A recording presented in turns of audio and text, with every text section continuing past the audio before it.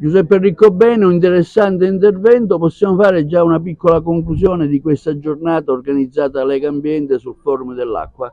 Sì, io ho concluso con quella che può essere una parola d'ordine: acqua pubblica, ma acqua pubblica di qualità. C'è un problema di merito, di competenza, e c'è un problema di cose non fatte che invece si sarebbero dovute fare e non abbiamo visto.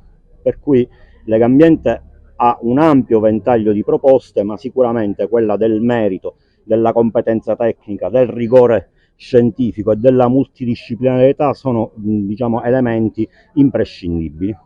L'estate è iniziata da circa una settimana, cosa si prospetta quest'anno?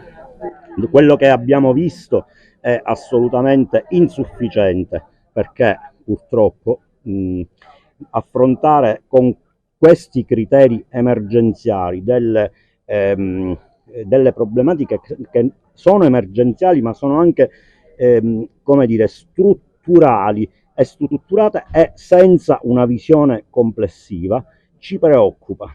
Sapere che si stanno realizzando dei dissalatori con quei costi di impianto e con quei costi di gestione, e che un'acqua che costerà tante volte in più verrà dispersa tramite reti che ne perderanno il 60% o il 65%, ci preoccupa. C'è poco da stare tranquilli. In conclusione, la soluzione quale potrebbe essere?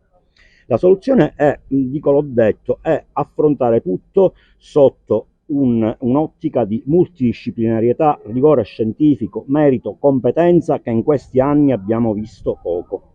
E poi sulle modalità di distribuzione dell'acqua. Non si può accettare che esista ancora una rete che perde dal 50 al 70% mediamente, perché noi possiamo avere tutte le risorse possibili e immaginabili, ma chiaramente se nei tubi mettiamo acqua per perderla strada a strada, mi permetto di dire così con il senso dell'uomo della strada, nulla funzionerà mai.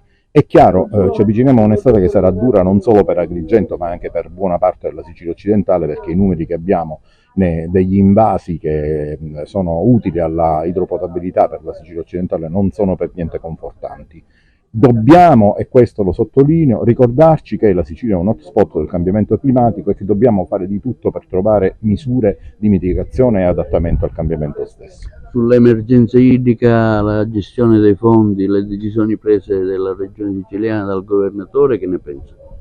Allora, io per esempio sono assolutamente contrario a spendere ancora soldi sui dissalatori, perché i dissalatori sono una soluzione emergenziale, sono una soluzione che funziona soprattutto sulla costa, sono una soluzione che è pesante dal punto di vista dell'impatto ambientale, ma soprattutto dal punto di vista dell'impatto economico. Noi arriveremmo a proporre, magari inizialmente con l'aiuto del pubblico, ma successivamente con purtroppo le tasche dei nostri consumatori, una distribuzione di un'acqua che arriva a costare 4, anche 6 volte di più di quella che normalmente paghiamo, che già è cara e amara.